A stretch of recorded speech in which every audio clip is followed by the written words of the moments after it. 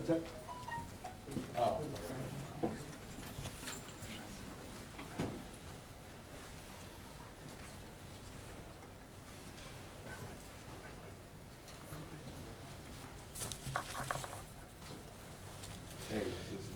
Good afternoon. I am Cuyahoga County Prosecutor Michael O'Malley. Next to me is Assistant Cuyahoga County Prosecutor Ryan Bokach, who is Supervisor of the Crime Strategies Unit. I don't have to tell anybody who lives in Cuyahoga County, in particular the city of Cleveland or the entering suburbs, the problems we have been having with dirt bikes and ATVs running wild within our community, disregarding traffic laws, putting other motorists in danger. Several weeks ago, we saw them take over I-90, a four-lane highway, with their insanity. But one of the issues that's driving this problem, it has come to my attention, is the fact that we're having a problem with our community where the dirt bikes and ATVs are being stolen, where people are being lured into the city of Cleveland, and through lack of understanding of the situation they have placed themselves in, they're having their bikes, their dirt bikes and ATVs stolen out from underneath them. After that incident several weeks ago that was highlighted on the local news media where they took over I-90 with hundreds of bikes, it came to my attention that since January of 2020, within the city of Cleveland, we have had 90 dirt bikes and ATVs stolen. This past weekend, 3 more people were lured to the city of Cleveland from out of state. I believe 2 of them were from Pennsylvania and 1 was from Michigan. And it goes to some of the numbers we're going to highlight here, but the fact is that we had 3 people lured to Cleveland from out of state. And I can understand how people from out of state don't understand the risk they put themselves in. But all 3 of these individuals brought the dirt bikes to the city of Cleveland. The alleged purchasers offered them more money to, in fact, deliver the bikes. And what inevitably happens is that they give them an envelope, oftentimes with counterfeit money, or they allow themselves to be lured into believing that when they allow these people to do a test drive that these people will return. But what we're seeing is that when the people take the test drive, they ride the dirt bikes and the ATVs into the sunset, never to be seen again by their lawful owner. And again, I want these individuals apprehended. So I was balancing whether to have this conference today and risk more people being lured to the city of Cleveland this upcoming weekend, or making the public announcement. And I weighed down on making this announcement today because I don't want to see any more people lured to Cleveland with the belief that they're going to get their dirt bikes sold or their ATVs sold and being robbed again. And again, you can see from our stats, and I'm going to turn this over to Ryan Bokach in a minute, but what we had this past weekend, let me start there, is that we had 1 occur on Saturday in the 5th District on Malden Road. We also had 2 that occurred on Sunday, both on Lamont Avenue. All 3 of these sellers used Facebook Marketplace and were lured to the city of Cleveland. And Ryan's going to go into more stats on the use of Facebook Marketplace, but you have to be wary on social media, of not just Facebook Marketplace, of any place. And it's critical, and that's what we're trying to do today, is to educate the public that you have to make the determination of where it is safe for you to sell your dirt bikes. And don't be lured by the promise of additional monies. You need to set the stage for where you're going to do a transfer of your merchandise.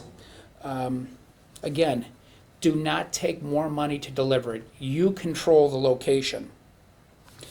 I'm going to now turn it over to Ryan because he's going to reveal some startling statistics that you can see here, and then I will again follow up. Ryan? Thank you, Mike. Again, my name is Ryan Bokach. I'm the supervisor of the Crime Strategies Unit in this office. And the unit was first developed in 2015 as a way to better understand the nature of the crimes as well as some of the crime drivers that are operating in the community. Our unit sort of acts as a central hub for a lot of different law enforcement agencies to share information. We've been expanding. We've recently got some federal funding to assist us with that, as well as money that Mr. O'Malley was able to procure as well. Our unit consists of analysts, researchers, and prosecutors that are using an intelligence-driven approach to solve crime. What our unit has noticed in working with our law enforcement partners with these 90 thefts, at least 90 thefts that have occurred since the start of 2020, 83 of those 90 transactions used Facebook Marketplace. And that's not to tell people that one platform is safer than the other. A suspect could certainly switch up what platform they're using, but that's the vast majority. 83 of those 90 have used Facebook Marketplace to lure their victims. 41 of the victims, at least 41 of the victims, traveled from outside of Cuyahoga County in order to make what they hoped was a sale. 33 of those 41 actually came from out of state, as Mike highlighted 3 this past weekend, but that's something that we've seen time and time again, people coming from outside of the state. Our victims' ages have ranged all over, but they've been as young as 16 years old that have come up here to sell those bikes or ATVs. And in at least 26 of those 90 incidents, the suspects used some type of counterfeit money or fake money to have somebody hold. So what they would do is, here, hold this while I ride your dirt bike, test drive it, and then by the time the victim has realized that they've been handed fake cash, the suspect is well gone. At least 4 of the incidents, we know a firearm was used, but these suspects will steal the bike as easily as possible. If they can get onto it without having to brandish a firearm by just letting a test ride, they'll do that. If they can hand you fake cash to get on the dirt bike, they'll do that as well. But we know people were armed in at least 4 of these incidents. There's 69 of them were dirt bikes, 21 of them are ATVs.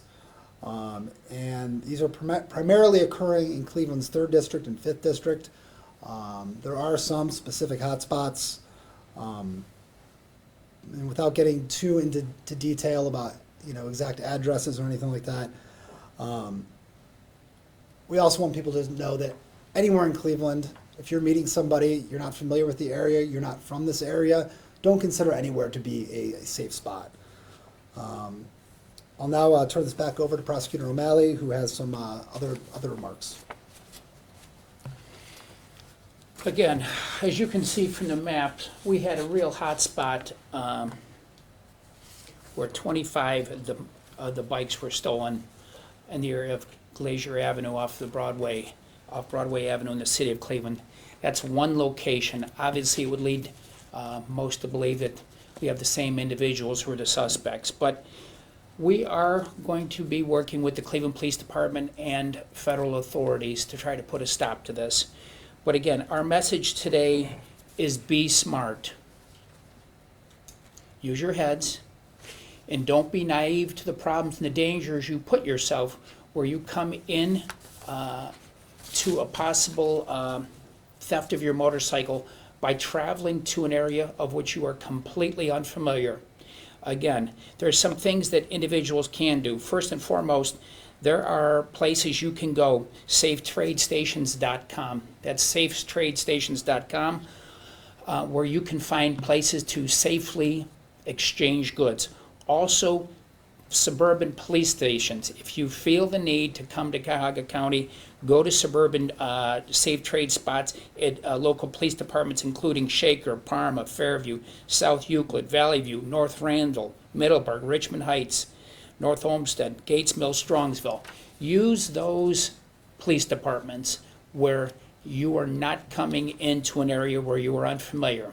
But again, if somebody's telling you that they will pay you more to bring it to them, be leery. Second of all,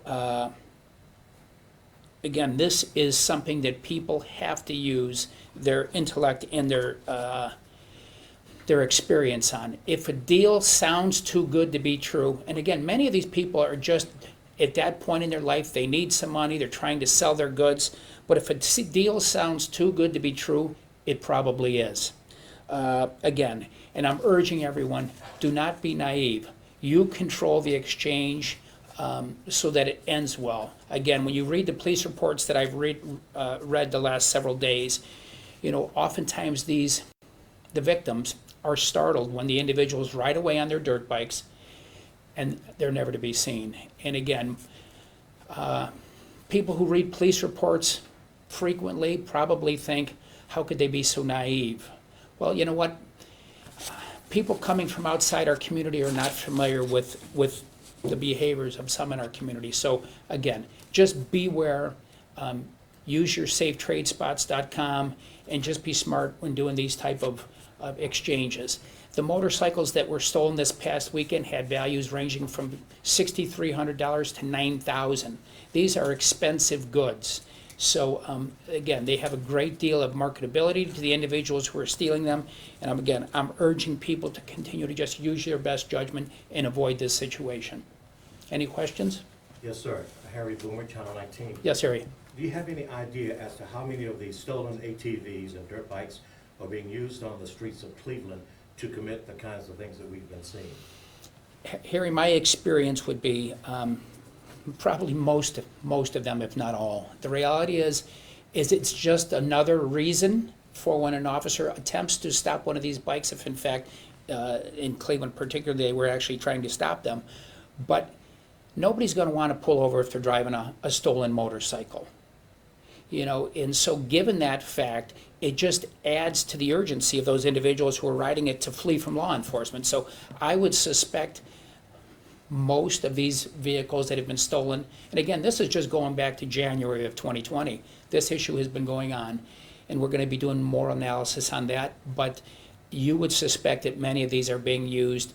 And again, what's going on in the city of Cleveland and the inner-ring suburbs, it's destroying the quality of life, that people can't safely traverse down Kinsman or down Lee or down Broadway or down Denison or down Clark.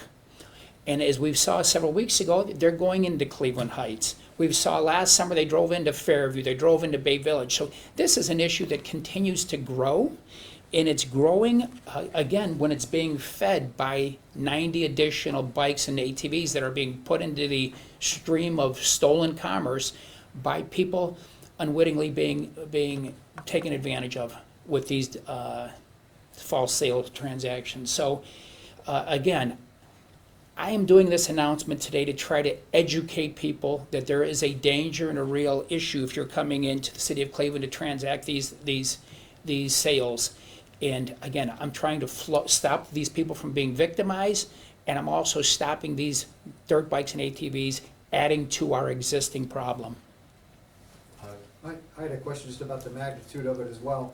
You know, when you talked briefly about investigating these, how hard are these crimes to investigate, and how hard are these crimes to actually investigate, and has anyone actually been brought to justice yet for any of these? There have been a couple of them. Well, I can say this. We are actively working with both local, and I've reached out to federal law enforcement. These transactions, as we just described, 33 of them are crossing state lines. They're using telecommunications equipment to conduct these, in effect, robberies. So we are, there is a federal nexus where we hope our federal law enforcement partners will join the effort to try to bring these people, to apprehend them and bring them to justice. You want to talk about arrest, Ryan? There have been a few arrests in some of these cases. One of the issues becomes it can be a low-level felony just to do a single incident of stealing a bicycle. So law enforcement has made a few individual arrests, but as you can see, this issue has continued. So a wider network of persons responsible are still out there operating, at least as of this past weekend. Mr. O'Malley, if I might, with all due respect, I don't want anyone to come into the city of Cleveland attempting to sell an item and be jacked. I'm more concerned about those of us who live in the city of Cleveland, who get jacked every day on the streets with those dirt bikes running up and down the streets. No doubt. Stopping traffic. Why are you concerned about this, people coming into the city of Cleveland and from what I'm hearing today, not overly concerned about people who live in the city of Cleveland or in Cuyahoga Well, County, Harry, which I is your can, purview. let me tell you, as a former city of Cleveland councilman, an individual who lived in the city of Cleveland for a long time, I'm extremely concerned. I have family and friends who live throughout the city of Cleveland. I can't control the Cleveland Police Department. As you know, it's destroying the quality of life within our community. I have friends who are moving from very nice homes because of the constant noise that they are enduring and unsafe traffic conditions that they are enduring because nobody is attempting to bring this problem under control. So, do I care about it? Hell yeah, I care about it. But I can't control the Cleveland Police Department. I can't force them to enforce basic traffic laws. But what I can do as a felony prosecutor, when I see felony crimes being committed, and I see people crossing state lines or coming into Cuyahoga County to be victimized, those felony offenses, bring it into my, it's not no longer a simple misdemeanor traffic offense. Now you're bringing these charges are felonies. So that brings it into my domain. So let me just stress to you, Harry, that I care a great deal about it. When I see I-90 closed on a Sunday afternoon, I care about that. But I can't stop it. When I see a tourist attraction like the West Side Market on a Sunday afternoon being swarmed, where we have people coming from out of state to come get a taste of the city of Cleveland being swarmed by ATVs and dirt bikes, I care about that. I am hopeful that at some point all of our local police departments, and including the State Highway Patrol assisting them, take a very concerted effort to bring some sanity to this situation, because it does have to stop. People are going to be hurt. There's accidents. There was accidents that Sunday when the hundreds came from out of state even to participate in that mass ride. I, as the prosecutor, have a hard time understanding if people are coming from Detroit on that particular Sunday, how our intelligence community within our local law enforcement wasn't aware that it was going to occur. If people from Detroit know, I would hope that we would know. But again, I don't police local streets, and that's not my jurisdiction. But I can come here today to try to stop the problem of additional bikes being put into that chain where, now we're going to have, if this goes on at this pace, we'll have another 50 put in this year. And what's next year's ride look like, or the year after? I am hoping we have a change in policy that comes with the change in leadership, and we take this issue seriously. And this isn't just the Cleveland problem. When they're driving in Brooklyn, that one accident 2 weeks ago or 3 weeks ago occurred in the city of Brooklyn. They're riding through Brooklyn, they're riding through Cleveland Heights, they're riding through South Euclid, they're riding through East Cleveland. So it's not just a Cleveland issue, but what it is, and it's an issue where all local law enforcement has to get together and as a team decide we have to bring our streets into safe control. And nobody wants any of these individuals to be hurt. But we don't want the people who are lawfully driving and occupying the roadways, we don't want them hurt either. So this is a small step, but it's a step in trying to add additional bikes and ATVs to that problem. Thank you, sir. If you don't mind to pick up on what Harry was asking about there, we have evidence that officers actually have seen these riders committing crimes with guns, shooting in the air, putting the gun in their waistband. When an officer sees that, doesn't that officer have a duty to then take action when the officer witnesses it? I would hope if an officer saw felonious conduct that he would act. I think what we have here in the city is a situation where I've never seen a written order, but coming from individuals within the department, I have been told that there has been a direction not to attempt to apprehend these individuals. So does that mean that they sit on the sidelines? I mean, I would hope, again, if any officer sees felonious conduct, and discharging a weapon over a roadway is a felony, I would hope that that officer would take action and attempt to put a stop to it. But that requires two things. It requires the leadership of the police department to stand behind those officers who are attempting to lawfully stop that conduct. But it also takes this community understanding, too, that if an officer does try to make our community safe, that the community has to stand behind the officer, too. If he is doing his job as he is trained and within the confines and restrictions of the law, that he is doing his job lawfully, then we need as a community to stand behind it. I think what we have seen in the past is that officers right now are taking almost an approach of standing down, and it's, in my opinion, it's increasing the dangers within our community. And again, it comes with leadership from within the city, and it comes from leadership within the department, and it comes from all of us within this community to say, enough is enough. We're gonna stand behind it, and we need this problem to end. 90% of these transactions have been through Facebook. Does Facebook bear any responsibility in this? You know, Facebook, would I love it if Facebook put a warning up and says, beware, people are being taken advantage of. Do not transport these things into areas where you're not going to be safe or where you're unfamiliar. I certainly wish Facebook would take that step to inform people who are selling merchandise, and again, any merchandise. But in particular, we see a problem with dirt bikes and ATVs.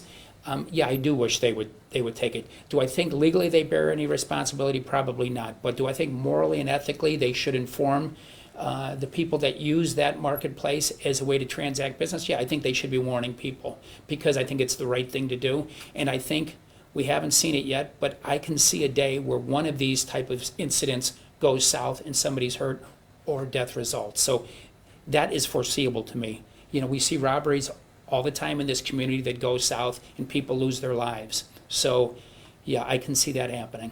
Sir, what responsibility do you believe the community has? People know who own these bikes, where they're being stowed.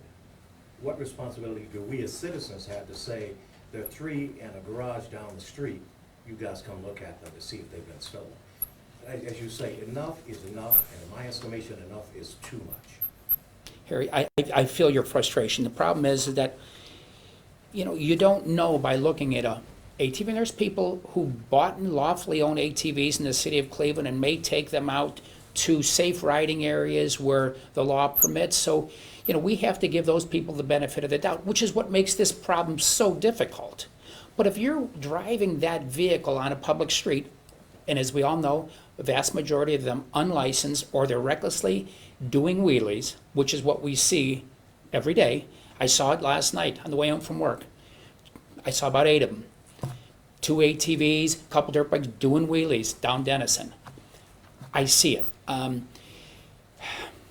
You know, it's a difficult situation, Harry, and can people inform? Yeah, but it's really going to be, the only way this problem is going to be tackled, in my opinion, is if officers trying to safely and lawfully engage these individuals. As Ed has indicated, he's got probably video where they're driving by officers and our officers are ignoring the situation. We can't have that anymore, because if people know that they can, without fear, traverse all the streets. We see them downtown here. I've been walking down, I see them going down West 6th, I see them going down West 3rd in the middle of the day. I mean, if police aren't directed to engage them and put a stop to it, it's never going to end. And I can tell you, it will only continue to get worse. So, again, my message is, be careful, use your head. And don't be a victim. Stop yourself from being a victim. Thank you. Thank you, sir. Thank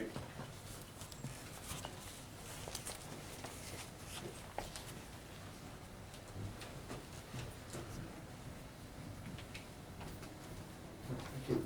I want to highlight this map, though, just so everybody's aware. This spot may look like 2. That spot has actually had 25 thefts. That was like Broadway and what?